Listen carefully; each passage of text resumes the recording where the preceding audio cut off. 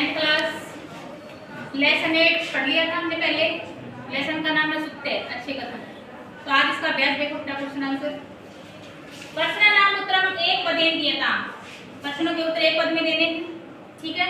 पिता पुत्राय बाल्य की नियति, यानी एक पिता अपने बेटे को बचपन में क्या देता है, क्या देता है, विद्या धनम, यानी ज्ञान का धन देता है ना। तो इसमें आएगा विद्या धनम। विमूढ़ी की दृष्टि वाचम परित्यजति। विमूढ़ी यानी एक भ्रमित व्यक्ति किस प्रकार की वाणी का परित्याग करता है। वाचम का मतलब वाणी, तो धर्म प्रदान यानी धार्मिक का, ठीक है। अस्मिन लोके के एव चक्षुष्मन्ते परिकृतिता, इस दुनिया में देखे जाने वाले एकमात्र व्यक्ति कौन है। तो विद्वान है यानी विद्वान से है, ठीक है। इसको सिखा भी बोल सकते हैं, विद्वान भी बोल सकते हैं। प्राणेभ्यो अपि तय रक्षणीय, प्राणेभ्यो अपि तय रक्षणीय, यानी प्राणों से भी किसकी रक्षा करनी चाहिए, सदाचार यानी गुणों की। आत्मन श्रेय इच्छने नरय कीदृशम कर्म न कुर्यात्, यदि मनुष्य अपना भला चाहता है तो उसे किस प्रकार के कार्य नहीं करने चाहिए भी। अहितम यानी नुकसान वाले, ठीक है, जिससे किसी को हानि पहुंचे यानी नुकसान पहुंचे, वो वैसे कार्य नहीं करने चाहिए। वाचे किम भवेत,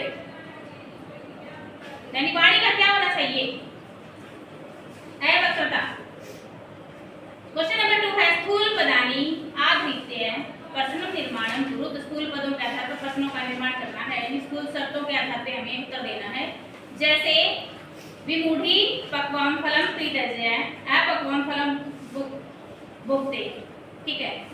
तो इसमें हम प्रश्न का निर्माण क्या करेंगे, यानी कह पक्वम फल परित्यज्य अपक्वम फल भुक्ते, यानी पके फल को छोड़कर कच्चा फल कौन खाता है, ठीक है। तो इसमें विमूढ़ी जो है ये इसका आंसर हो गया। तो हमने प्रश्न का निर्माण करना है, ठीक है।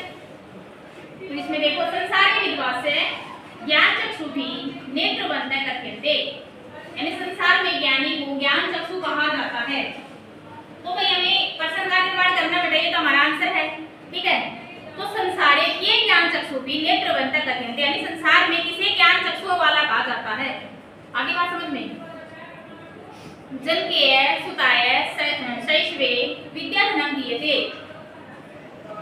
यानी संसार नहीं जनके, जन को माता पिता, यानी माता पिता किस बच्चे को ज्ञान का धन दे रहे हैं, जो बाल्यावस्था में यानी शिशुअवस्था में है, ठीक है, यानी शिशुअवस्था में दे रहे हैं ना। तो जनकेय तस्मै शैशवे विद्याधनम दीयते, ठीक है।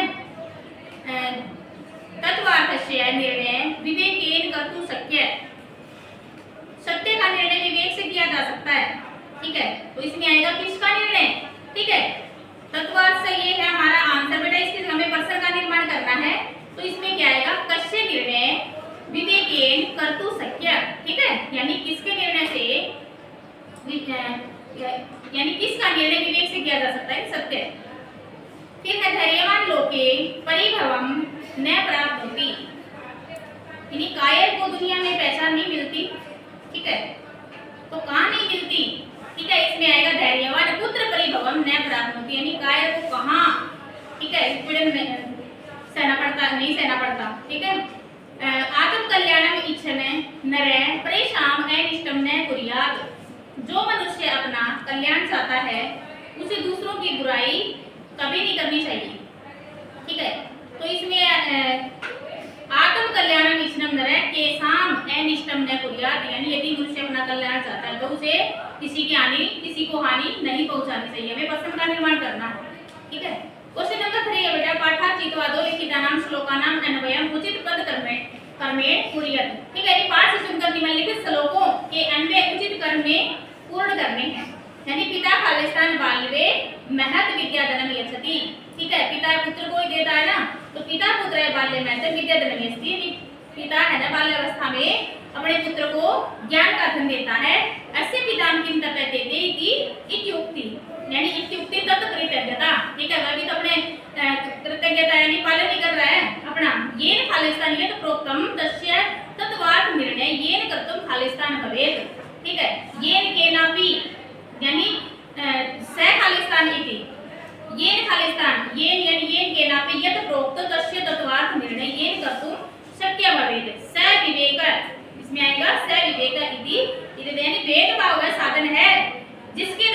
कोई व्यक्ति यानी जो कहा गया है सही अर्थ निर्धारित कर सकता है। ये आत्मनश्रेय खालिस्तान सुखानी च इच्छति, ये आत्मनश्रेय प्रभुतानि सुखानी च इच्छति, प्रेभ्य अहितम कर्म कदापि च न कुर्यात्।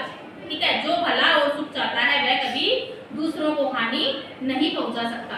ठीक है, क्वेश्चन नंबर 4 है अधोलिखितम उदाहरणद्वयम पठित्वा अन्येषां प्रश्नानां उत्तरं लिखत। निम्नलिखित दो उदाहरण द्रव्य लिखा हुआ है ना, उदाहरण द्रव्य, निम्नलिखित दो उदाहरणों को पढ़कर अन्य प्रश्नों के उत्तर देते हैं।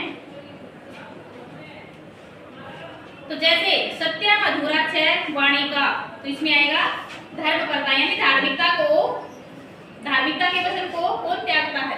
ठीक है, यानी धर्मकर्ता वाचक क्या कहती, धार्मिकता की वाणी को कौन त्यागता है। ठीक है, तो इसमें क्या आएगा बेटा, विमूढ़ी। नेक्स्ट है मूढ़ पुरुषम का वाणी वदति,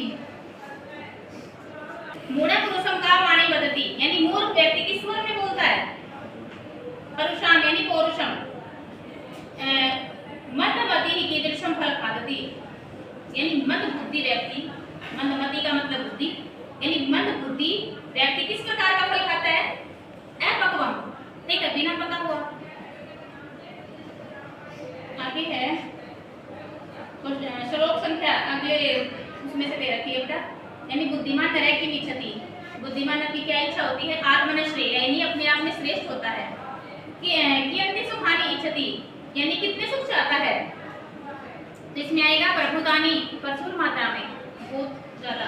स कदापि किम न कुर्यात्, उसे क्या कभी नहीं करना चाहिए, कदापि यानी कभी नहीं, उसे क्या कभी नहीं करना चाहिए, क्या कभी नहीं करना चाहिए, अहितम कर्म यानी दूसरों को जो हानि पहुंचाए, नुकसान वाला कार्य उसको कभी नहीं करना चाहिए। ठीक है, स के वे अहितम न कुर्यात्, उसे किसकी हानि नहीं करनी चाहिए, तो किसकी हानि नहीं करनी चाहिए, दूसरों की। ठीक है, उसमें आएगा प्रेभ्य दूसरों की। क्वेश्चन नंबर 5 है मंजूषाया तद्भावात् सुक्ति विचित्य अधोलिखित कथनानां समक्षम लिखत। मंजूषा में दी गई सुक्ति को देकर निम्नलिखित कथनों के समक्ष लिखने हैं। ठीक है, विद्या धनम महत् यानी ज्ञान का धन महान है। ये बेटा हमें नीचे पीछे वो पहले दे रखे ना, उनमें से इनको कंप्लीट करना है। जैसे ये दे रखे नीचे, तो इसमें आएगा विद्या धनम महत् यानी विद्या धनम सर्वधन प्रधानम, विद्या धनम श्रेष्ठम तन्मूल मित्रम धनम। ठीक है, फिर है आचार्य प्रथमो धर्म यानी आचार्य यानी नैतिकता पहला धर्म है। इसमें आएगा आचार्य प्रथमो धर्म, आचार्यनु तु संयुक्त संपूर्ण फल भाग भवेत्, आचार्येण प्रभवो धर्म सदश्चा चार लक्षणाः। ठीक है, नेक्स्ट है चिते वाची च अवक्रता एवं समत्वम यानी समता मन और वाणी की वक्रता है, यानी चिते वाची च अवक्रता एवं समत्वम सब को मानसी जानता, मनसि एकम वत्सि एकम कर्मणि एकम महात्मना। ठीक है, क्वेश्चन नंबर 6 देखो अधोलिखितानां शब्दानां पूर्त उचितम विलोम शब्दम कोष्ठवा चीतवा लिखत। निम्नलिखित शब्दों के उचित विलोम पद कोष्ठक में से लिखने हैं। नीचे दे रखे विलोम ये शब्द दे रखे हैं और आगे कोष्ठक में अलग अलग वर्ड दे रखे हैं, इनमें से हमें विलोम शब्द जो इसमें मैच करता है वो ही हमें छांट के लिखना है इस बेटा। ठीक है, जैसे पक्व में पहले इसमें छांट दो अपक्व। ठीक है, यानी कि उल्टा लिखना अपोजिट वर्ड। फिर है विमूढ़ी, इसमें आएगा सुधी। ठीक है, क्योंकि ये तो मूर्ख हो गया ना, और ये हो गया ज्ञानी। पात्र, इसमें अपात्र है। ठीक है, फिर है कृतज्ञता, तो इसमें आएगा कृतघ्नता। ठीक है, कृतघ्न। ठीक है, फिर है आलस्यम उद्योग है यानी परिश्रमी। परुषाम कोमला। ठीक है, फिर है अधोलिखित शब्दानाम त्रय समानार्थ का शब्द मंजूषाया चीतवा लिखनता। निम्नलिखित शब्दों के 3 समानार्थी शब्द मंजूषा से चुनकर लिखने हैं। नीचे हमारी मंजूषा बना रखी है, उसमें कुछ वर्ड लिखे हुए हैं, उनमें से हमें इनमें जो समान अर्थ वाले हैं वो वर्ड छाट के इनके सामने लिखने हैं। ठीक है, कैसे लिखने हैं, जैसे प्रभुतम, जिसमें आएगा भूरी विपुलम बहु यानी बहुत ज्यादा। श्रेय, तो इसमें आएगा शुभम शिवम कल्याणम। ठीक है, इनका मतलब होता है कल्याण, सभी का समान अर्थ वाले हैं सारे। ठीक है बेटा, सभा चितम, चित का मतलब होता है मन, यानी चितम मानसम मन है और चेत है। ठीक है, फिर है सभा, सभा परिषदें, सभा और संसद, ठीक है, सबका एक समान अर्थ है। चक्षुष ये होती है आंखें, तो लोचनम, लोचनम भी आंखें, नेत्रम और नयनम, ठीक है। फिर हम मुखम, मुख का पता ही आपको, ठीक है, मुखम, आननम, वक्रम और वदनम, ठीक है। क्वेश्चन नंबर 7 है अधस्ताद समास विग्रह दियन्ते तेषां समस्त पदानि पाठाधारेण दियन्ताम। दिए गए समास विग्रह को उनके समस्त पद पाठ के आधार पर दीजिए। विग्रह और समस्त पद और समास का नाम बताना बेटा। जैसे तुम्हारे हिंदी में आए थे ना समास विग्रह करके अलग, तो उसी प्रकार इसमें बताना है। जैसे तत्वार्थस्य निर्णय, तो इसमें समस्त पद क्या है, तत्वार्थ निर्णय है, ठीक है। तो और इसमें समास कौन सा, इसमें तत्पुरुष है, ठीक है, यानी षष्ठी तत्पुरुष है, ठीक है। षष्ठी इसमें विभक्ति हो गई, क्योंकि क्यों हो गई, इसमें तत्वार्थस्य, ठीक है। देवस्य देव्यो देवानाम, अष्टमी विभक्ति, षष्ठी विभक्ति हो गई ना, और देवे देवियो देवेशु, तो उससे पहले वाली कौन सी हो गई, षष्ठी विभक्ति हो गई, और तत्पुरुष समास है इसमें, ठीक है। वाची पटु, तो इसमें वाक पटु क्या है बेटा, समस्त पद है हमारा, ठीक है, और इसमें सप्तमी विभक्ति और तत्पुरुष समास है, ठीक है। फिर है धर्म प्रदाति इति ताम, तो धर्म प्रदाम जो है इसमें समस्त पद है, ठीक है, और समास का नाम है इसमें उपतत्पुरुष समास है, ठीक है। न कात्र, इसमें एकात्र है, ये समस्त पद का नाम है, और न तत्पुरुष समास है इसमें। न हितम, ये अहितम, इसमें भी न तत्पुरुष समास है, ठीक है। महान आत्मा ये शाम, महात्मान्य है, ये समस्त पद है हमारा, इसमें बहुब्री समास है, ठीक है। विमूढ़ाधि यस्य स, तो विमूढ़ भी ये हमारा समस्त पद है और बहुब्री इसमें समास है, ठीक है। आशा ये लेसन आपको समझ में आया होगा बेटा। क्वेश्चन आंसर सभी को, किसी को कोई प्रॉब्लम हो, किसी को भी कोई प्रॉब्लम हो तो मेरे से अभी पूछ सकते हो आप। किसी को कोई समस्या है, सबको समझ आ गया अच्छे से?